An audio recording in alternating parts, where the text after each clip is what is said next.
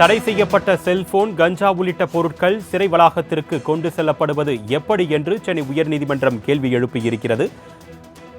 அது தொடர்பாக அறிக்கை தாக்கல் செய்யவும் சிறைத்துறை டிஜிபிக்கு சென்னை உயர்நீதிமன்றம் உத்தரவு பிறப்பித்திருக்கிறது. அது தொடர்பான அண்மை செய்தியை பார்த்துக் கொண்டிருக்கிறோம். இது குறித்த கூடுதல் விவரங்களை செய்தியாளர் கிருஷ்ணமூர்த்தி வழங்க நாம் கேட்கலாம். வணக்கம் கிருஷ்ணமூர்த்தி, கூடுதல் விவரங்கள். வணக்கம். கொலை வழக்கில் கைது செய்யப்பட்டு புழல் சிறையில் அடைக்கப்பட்டுள்ள பன்னா இஸ்மாயில் மற்றும் பிலால் மாலிக் ஆகியோர் சிறைத்துறை அதிகாரிகளால் கடுமையாக தாக்கப்பட்டதாகவும் அவர்களுக்கு தனியார் மருத்துவமனையில் சிகிச்சை அளிக்க உத்தரவிடக் கோரி சென்னை உயர்நீதிமன்றத்தில் மனுவானது தாக்கல் செய்யப்பட்டிருக்கிறது.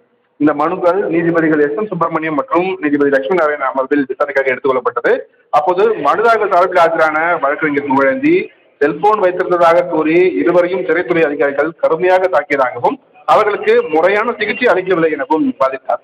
இதற்கு மறுப்பு தெரிவித்த கூடுதல் குற்றவியல் வழக்கறிஞர் ராஜ்திலக் சிறையில் திடீரென சோதனை நடத்திய போது செல்போன் பறிமுதல் செய்யப்பட்டதாகவும் இதனால் சிறைத்துறை அதிகாரிகளால் மீது பன்னா இஸ்மாயில், பிலால் மாலிக் மற்றும் பிரகாஷ் ஆகியோர் தாக்குதல் நடத்தியதாக கூறப்படுகிறது.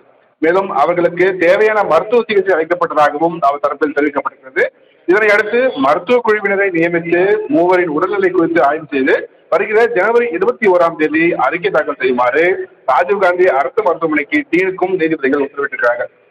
மேலும் பலத்த பாதுகாப்பு ஏற்பாடுகள் செய்யப்பட்டுள்ள நிலையில் தடை செய்யப்பட்ட செல்போன், கஞ்சா உள்ளிட்ட பொருட்கள் எப்படி சிறைக்குள் செல்கின்றன என்பது குறித்து சிறைத்துறை டிஜிபி அறிக்கை அளிக்க உத்தரவிட்ட நீதிபதிகள் வழக்கின் விசாரணையை ஜனவரி 21 தள்ளி வைத்து உத்தரவிட்டிருக்கிறார்கள்.